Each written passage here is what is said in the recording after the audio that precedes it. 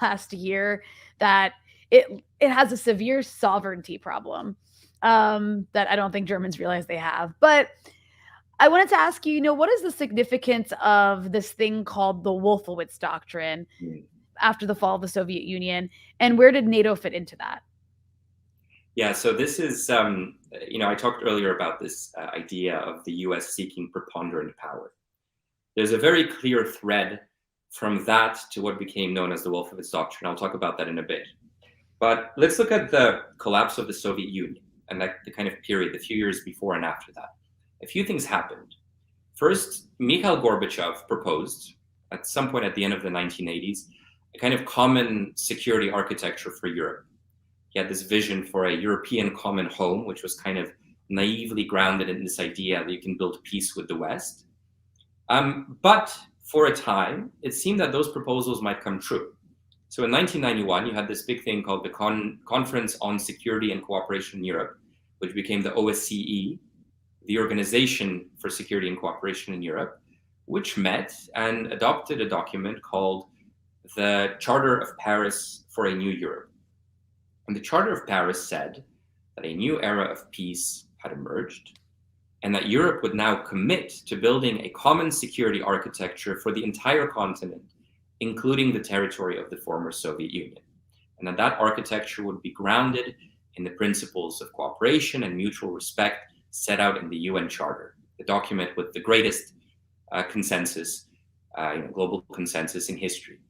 Now, that same year, or maybe a year later, 1992, after about a year of work, this document called the Defense Planning Guidance leaked to the New York Times.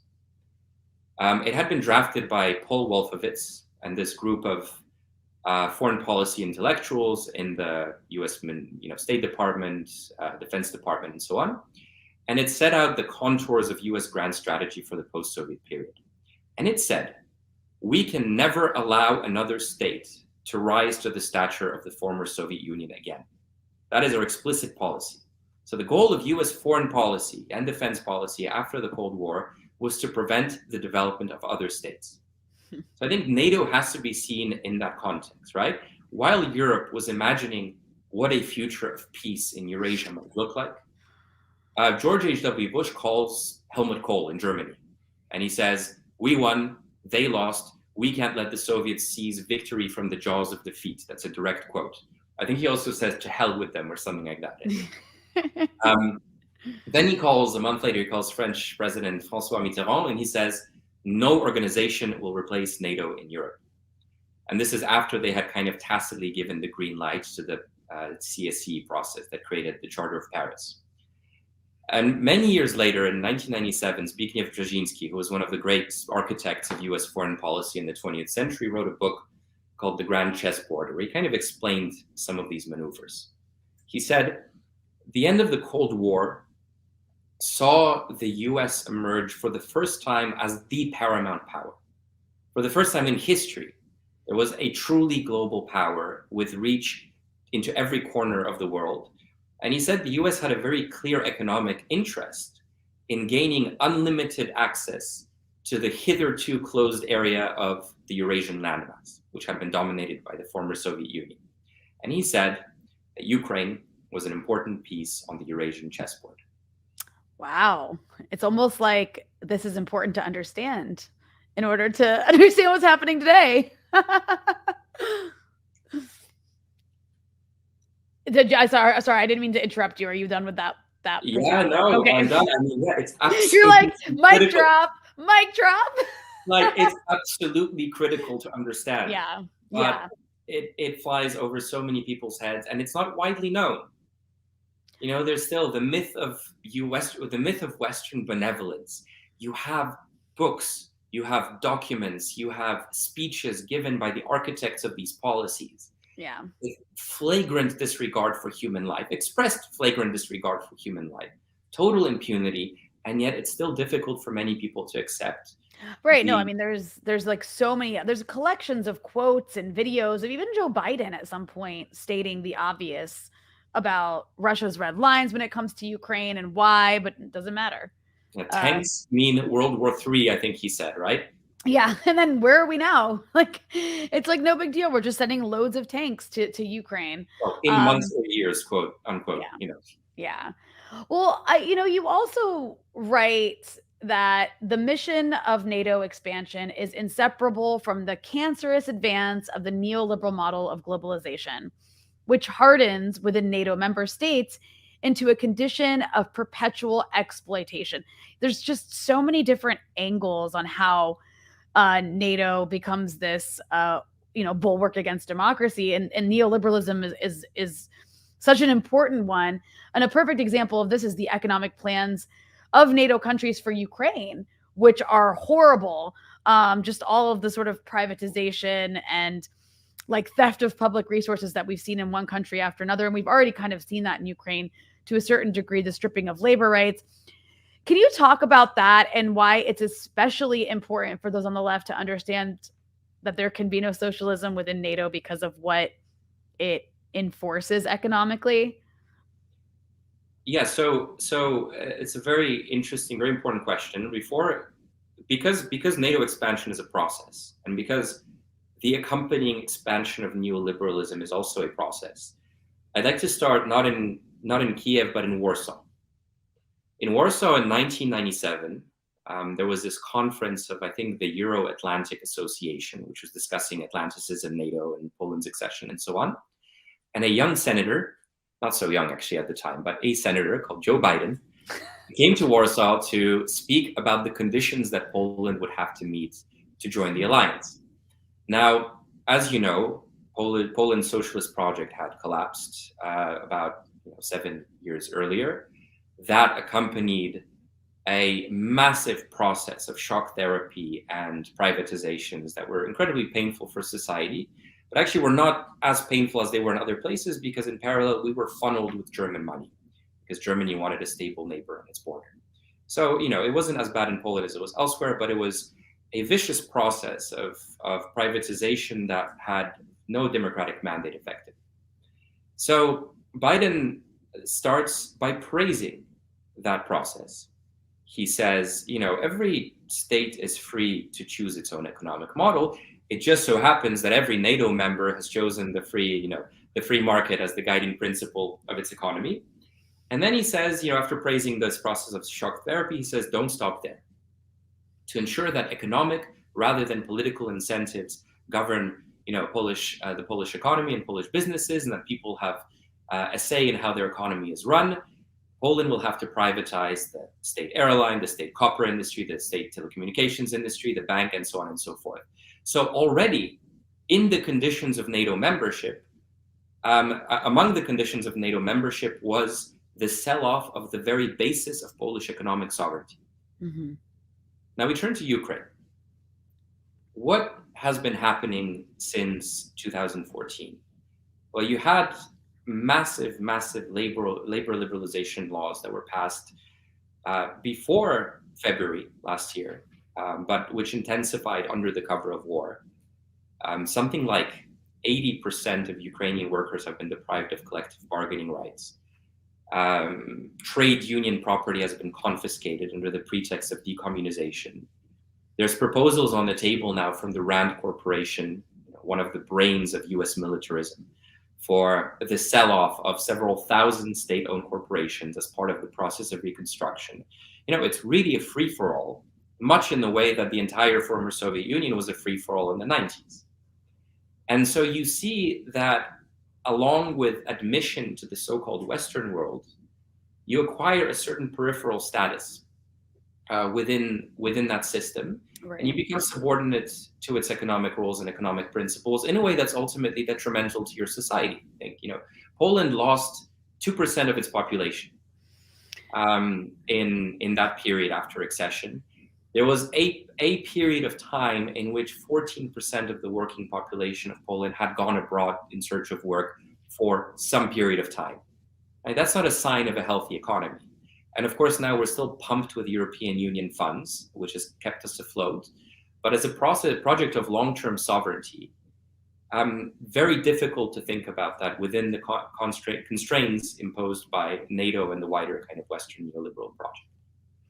Yeah, and you mentioned in your piece about Poland, I wasn't aware that Poland had played a role in designing Iraqi cities decades earlier.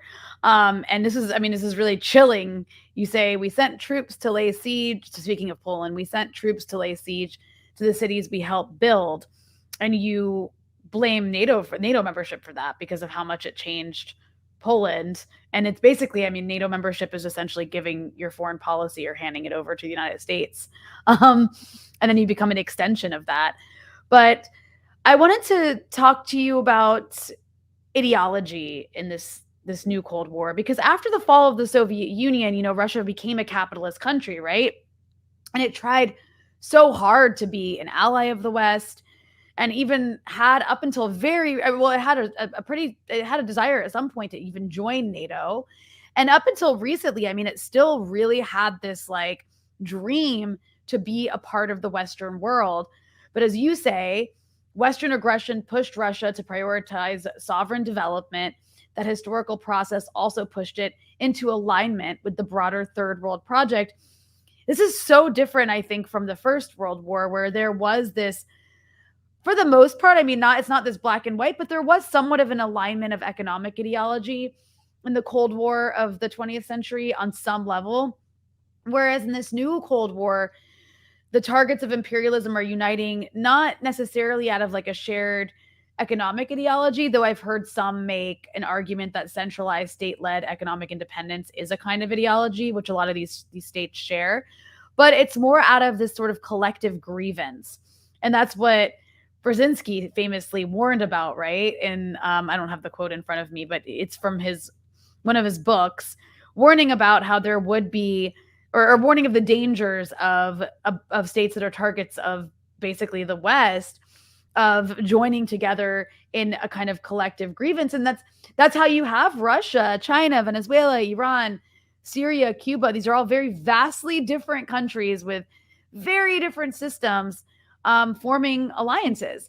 So do you think that this dynamic that we see now, where it's not based on necessarily an economic ideology, but it's based on just kind of like standing up for, I guess, your ability to have some sovereignty and independence, does this pose a bigger challenge for the West than perhaps the first Cold War did? Yeah, I think there are two parts to your question. I'd like to answer both of them. One is Please. about identity, Mm. and ideology, and the other is about the challenge to the West. I'm in Berlin right now, and when the German Democratic Republic existed, Eastern Europe started basically in Berlin, right? Eastern and Western Europe, they're not geographic concepts, they're very fluid political concepts. After the collapse of the socialist project, Poland rebranded itself as Central Europe and joined the so-called West. And now Ukraine is presented as more Western than Germany. So in other words, if you're Eastern European, whether that's Polish, Ukrainian, Russian, whatever, under certain conditions, you can be granted access to the club of whiteness, club of the West, on the condition that you go and bomb some brown people, basically, right? You join the alliance, you sell off your economy, you suffer a slightly lower standard of living than your Western neighbors, but you're better off than you would be under Western sanctions and under Western condemnation. So for a time we were Asiatic or Eastern, now we're Western or Central, whatever you want to call it. And these shifting identities are kind of very difficult to reckon with. And one problem I have personally, there's so many people in Poland who kind of assume that their status as Westerners is a given, despite all of the evidence that status can be bestowed on you and can just as easily be taken away when you no longer suit the economic or political interests of the West. And so there's a very kind of fragile position that we as Eastern Europeans, as Slavs, existed, which I think it sits at the heart of Russia's kind of long-standing attempts to seek accession to the West, right?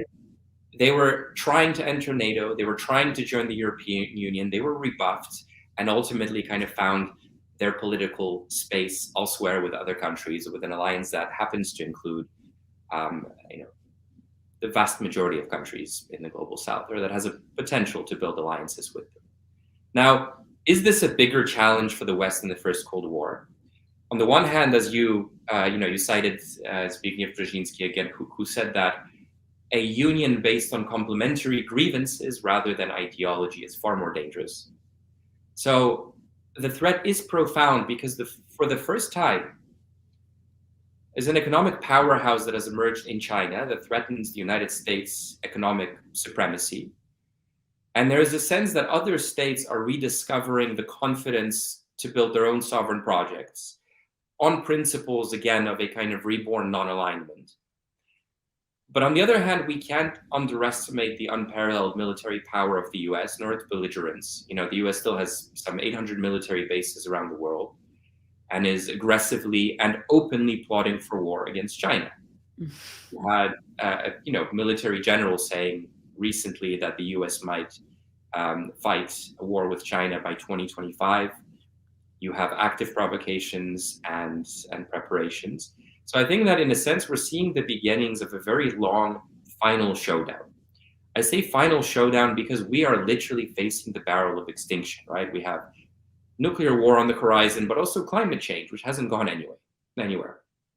The military threat, of course, is escalating by the day, and we need to find solutions to these problems, to other problems, but the solutions are deadlocked by that belligerence, by that aggressive posture of the West in the face of its waning hegemony. What happens next? I think everything depends on the people. Everything depends on how we organize, how we mobilize, and how we advance the project of socialism, in the face of possible extermination. And a big part of that is not turning to oppose those states that are trying to build a non-aligned position, that are trying to establish zones of peace against the immense pressure that's being wielded against them by the Western powers to pick a side. And speaking of some of those states, well, maybe not those states, but some other states that are near them, even though the US and the EU are bragging about how they've built this big coalition to help isolate Russia with condemnations and sanctions, in reality, as we've seen, the majority of the world is actually refusing to take a side, both rhetorically, but then also a majority of the world is refusing to join in on the sanctions, including surprisingly US proxies and allies like Saudi Arabia and India, a huge ally of the US, is refusing to get on board with these sanctions.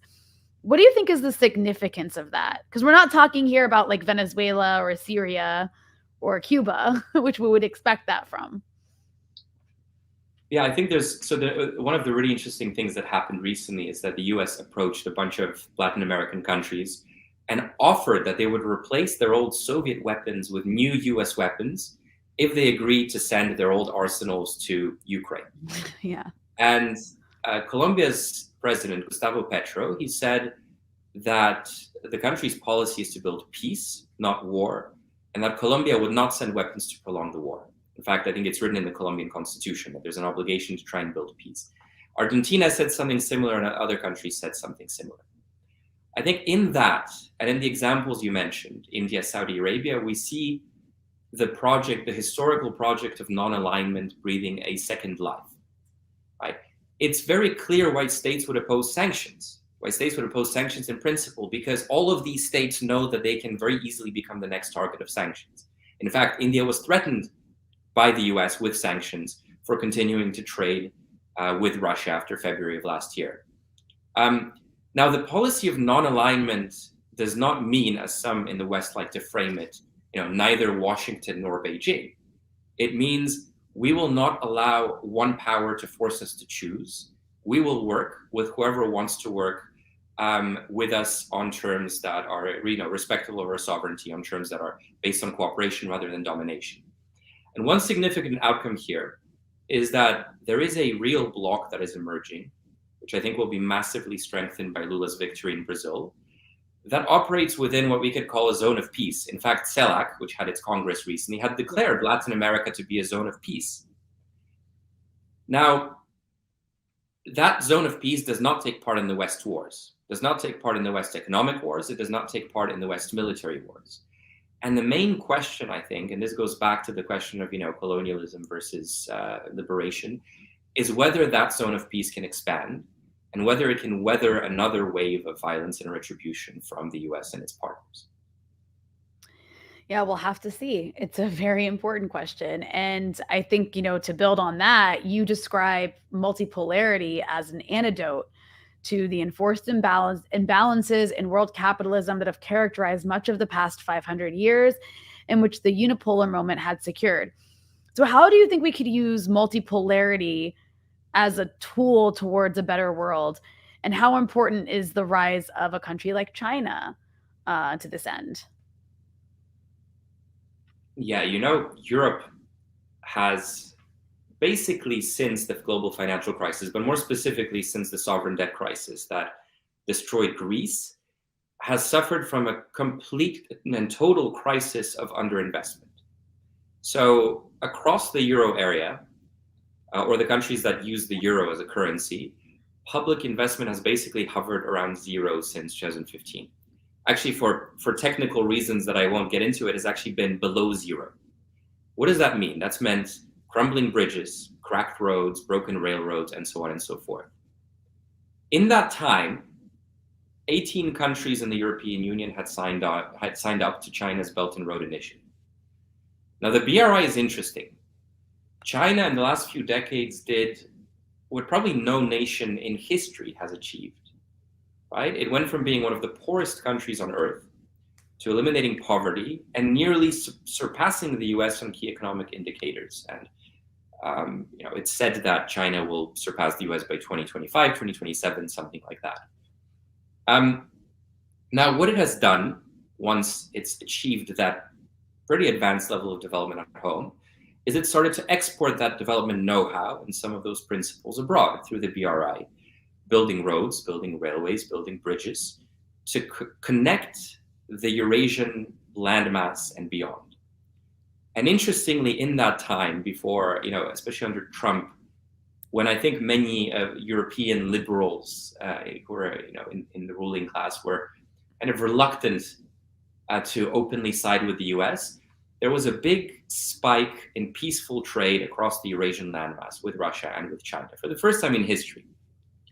Now, the BRI was so attractive as an alternative to the austerian policies of the European Union, the kind of IMF and World Bank driven programs, that many European Union states signed up to it.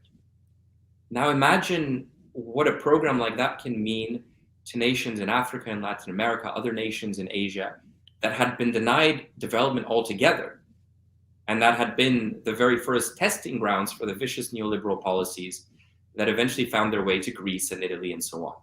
So I think the rise of China is the major story of our time, and its ability to channel the lessons of its process of development to other countries is a huge factor in the emergence of that multipolar world. And we can see that the balance of trade is shifting away from the West, or has already basically shifted towards China. Now, of course, on its own, the existence of alternative models of economic investment does not just create progressive states out of thin air, but the opportunities to trade on terms of cooperation rather than domination, rather than submission, I think creates pathways for development that will, in time, create the conditions for greater prosperity, for greater dignity, for greater cooperation, and so on and so forth. And in the end, every state, no matter its government, has a basic imperative to feed its people, to provide a minimum standard of living for its people. And it's very hard to talk about social development, a lot of the things that we like to criticize poor states for in the West, when you have a hungry belly. And I think over time, these processes can find their expression in the emergence of more progressive political projects, more democratic political projects, unlike the structural adjustment legacies left behind by the IMF and the World Bank across the basically entirety of the world. Yeah. And I think that one of the most important parts of your piece is you, after kind of putting all this together, everything we've talked about, you break down these sort of lessons for the Western left. And I think this is more important than ever right now for a lot of the reasons you mentioned, like the sort of final showdown. We're dealing with all these sort of apocalyptic possibilities, whether we're talking about climate change or the potential of like nuclear war. And then also there's a sort of rising fascism, at least in some countries around the world, whether we're talking about like certain fascist parties taking power in places like Sweden or Italy, and then of course like what you see in India. So what's at stake for the left and just the world, I guess? What's at stake here that makes this current fight so important? And what are the major lessons for the Western left? No, everything is at stake. Absolutely. Possibly for the first time in human history, everything is at stake. Talked about the climate crisis, right? The prognosis hasn't gone away because geopolitics have kind of started reconfiguring. The prognosis is still that by 2050, by 2050, we'll probably hit a point of no return, possibly sooner, beyond which there was a wonderful model which showed that by 2100, under those conditions, the Sahara Desert will expand up to Poland, rendering the entirety of Europe south of Poland uninhabitable. Right? So that's coming. The COVID-19 pandemic was surely not the last to strike. Right? There's many predictions that as climate change intensifies, that will intensify too. It's going to be unprecedented migration crises and so on and so forth. Now, going back to kind of the role of the left, in Europe, there have been some pretty impressive, pretty big mobilizations in last year for peace and against the war. But the politics, unfortunately, is deadlocked and has been for a very long time. So on one hand, you have the European Union, which if you drill down to the core of what it is, it's basically a neoliberal trade agreement, right? Mm-hmm. Which is governed by a series of technocrats, both in Brussels and in member state governments, that constrain democratic processes within member states. Member states can't choose how to spend money. They can't spend money to improve their societies. Sometimes they're forced to ravage their societies to pay back German and French banks, but they're constrained fundamentally in how they spend their public resources.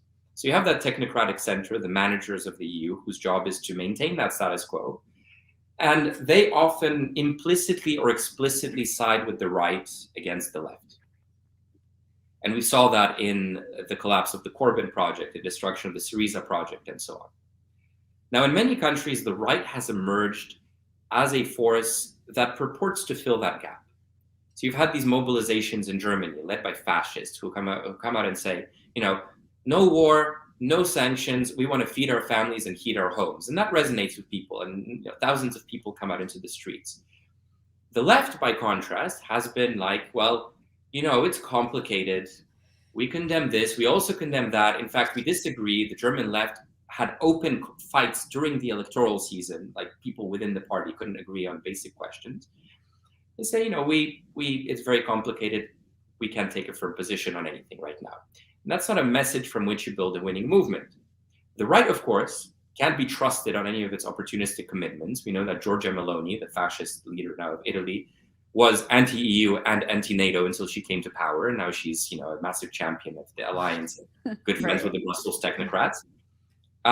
So you have this inability for a new world to emerge, this deadlock. Now, part of the ambivalence of the left is also, is not only its refusal to kind of build from the needs of the people, to say, okay, you need to heat your homes, you need to feed your families, I will walk in step with you, and I'll help you articulate that, and I'll help you build power around that. Instead, a lot of the energies are used to participate in various kind of parliamentary controversies, transient debates, and especially thinking about the rest of the world. There's kind of unfortunate tendency, especially in Europe, where a crisis emerges in Iran, and rather than asking what did our governments do to contribute to that crisis in the first place, what did our governments do historically to contribute to the underdevelopment of Iranian society, what can we do to build power in our own country to make sure that we can prevent that from happening again? They kind of seek out tokenistic groups within those countries that they can show solidarity or show support to in a way that isn't too controversial politically, domestically. And so there's a kind of almost like a pseudo-religiosity in this position where you still look at the world in terms of good and evil. Yeah. And there's still a kind of need to point fingers at people.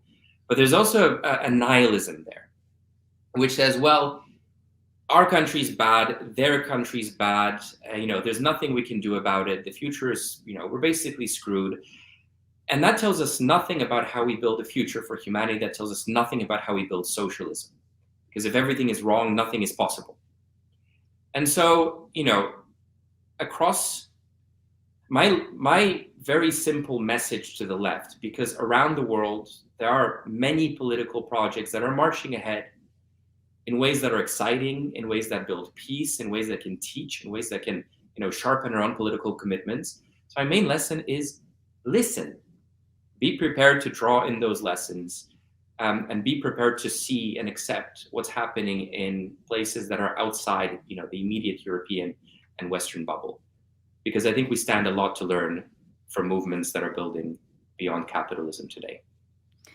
Well, Pablo, I want to thank you for spending so much time breaking all this down and for your really wonderful piece. And I want to remind people you can find it at Monthly Review. It's called NATO and the Long War on the Third World. And again, I will link to it in the description.